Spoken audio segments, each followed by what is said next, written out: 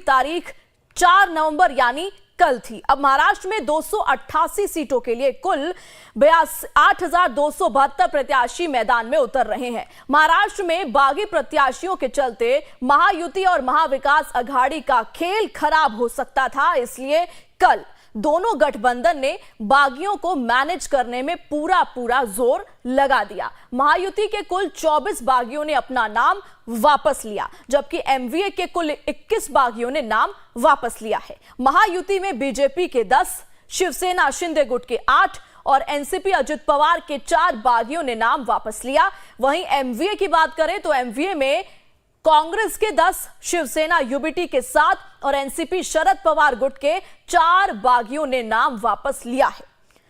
आगे आपको बता दें, पुणे के कस्बा विधानसभा से एमवीए के कमल व्यवहारे ने नाम वापस नहीं लिया। हेगन घाट विधानसभा से भी एनसीपी शरद पवार के बागी राजू तिमांडे ने अपना नाम वापस नहीं लिया है। वहीं दूसरी तरफ मालेगांव में महायुति के बागी बंधु काका बच्चाओं ने नाम वापस नहीं लिया है। सीएम एकनाथ शिंदे के विधानसभा क्षेत्र में कांग्रेस के बागी उम्मीदवार मनोज शिंदे ने नाम वापस नहीं लिया। मीरा रोड और भायंदर सीट से बीजेपी की बागी उम्मीदवार गीता जैन चुनाव लड़ने के फैसले पर अब तक कायम है।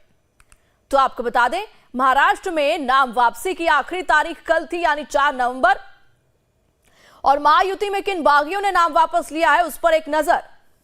धुले में शिंदे शिवसेना के मनोज मोरे ने नाम वापस ले लिया है। गुहागर बीजेपी के बागी संतोष जैतापकर ने भी नाम वापस लिया है। अणुशक्ति नगर से शिंदे शिवसेना से अविनाश राणे ने नाम वापस लिया है। आरवी से पूर्व विधायक दादा राव केचे की नाम वापसी हुई है।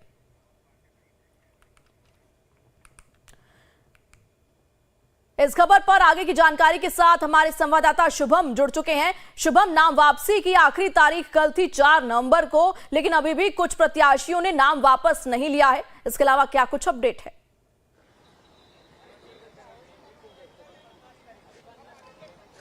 देखिए, कल पूरे दिन 49 विधायकों ने अपने नाम वापस लिए, यानी 49 उम्मीदवारों ने जो अलग अलग पार्टियों से थे, जिन्हें टिकट नहीं मिला था, लेकिन उसके बावजूद उन्होंने फॉर्म भरा था, लेकिन बाद में समझाने के बाद वो अपना नाम वापस ले लेते। जिसमें से देखिए जो जानकारी है कि भाजपा से 10, कांग्रेस से 10, शिवसेना 8, एनसीपी से 6 और शिवसेना उद्धव बालासाहब ठाकरे से 7 और एनसीपी एसपी यानी शरद पवार वाली पार्टी से 4। तो ये ऐसे लोग हैं जिन्होंने अपना नाम वापस लिया। कुछ ऐसी सीटें भी हैं जहां पर मनाने के बावजूद भी पार्टी के बड़े नेता उन्हें फोन कॉल से समझाएं भी, लेकिन वो अपना नाम वापस नहीं लिया। जैसे मीरा भाईंदर जो मुंबई से सटा हुआ है, बीजेपी की नेता थी, लेकिन पूर्व विधायक जो थे पिछले साल चुनाव हार गए थे, उन्हें मौका दिया तो उन्होंने कहा विपक्ष अपक्ष चुनाव लड़ेंगे। वो ऐसी सीट है। इसके अलावा पुणे की एक सीट है, मालेगांव में एक सीट है, जहां पर अभी भी जो लोग हैं वो अपना नाम वापस नहीं ले रहे। तो तकरीबन 288 सीटों पर तकरीबन 8,000 से ज्यादा उम्मीदवार जो है वो इस वक्त मैदान में है महाराष्ट्र के विधानसभा चुनाव में। अब देखना होगा कि किन किन सीटों पर कितनी फाइट होती है। अगर मुंबई शहर की बात करें तो मुंबई में अमूमन एक सीट पर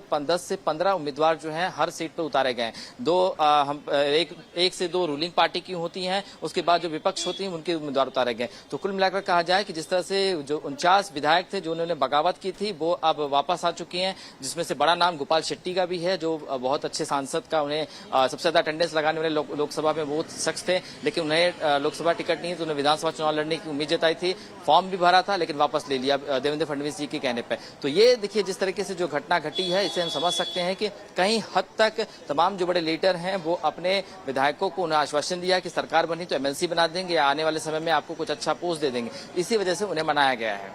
अच्छा शुभम, जिन बागियों ने नाम वापस नहीं लिया है, तो नाम वापस न लेने की वजह से क्या कुछ इम्पैक्ट ये डाल सकता है आगे?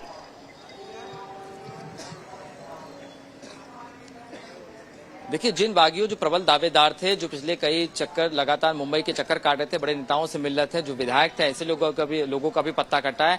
वो ये कह रहे हैं कि भाई हमारी दावेदारी प्रबल थी, आपने किसी और को मौका क्यों दिया। तो जब नाराज हो जाते हैं तो पार्टी टिकट नहीं देती है, तो जो है फॉर्म अलग से भरा जाता है, जिसके बाद समझाया बुझाया जाता है, उन्हें आश्वासन दिया जाता है पहले से सरकार बनने दीजिए, जो इसके बाद देखते हैं, क्योंकि एक सर्वे कराया जाता है इससे पहले, चुनाव से पहले कौन कितना सीट पे जीतने वाला है, उसके बाद ही पार्टी जो है टिकट देती है। तो ये बात देखना होगा कि 23 नवंबर पर जिन पार्टियों ने अपने पसंदीदा उम्मीदवारों को मौका दिया या नए मौकों को दिया है, वो कितना खरे उतरते हैं, कितना भरोसा जो है वो जता पाते हैं, ये देखने वाली बात होगी। ठीक है शुभम, इन तमाम जानकारियों के लिए आपका बहुत बहुत शुक्रिया।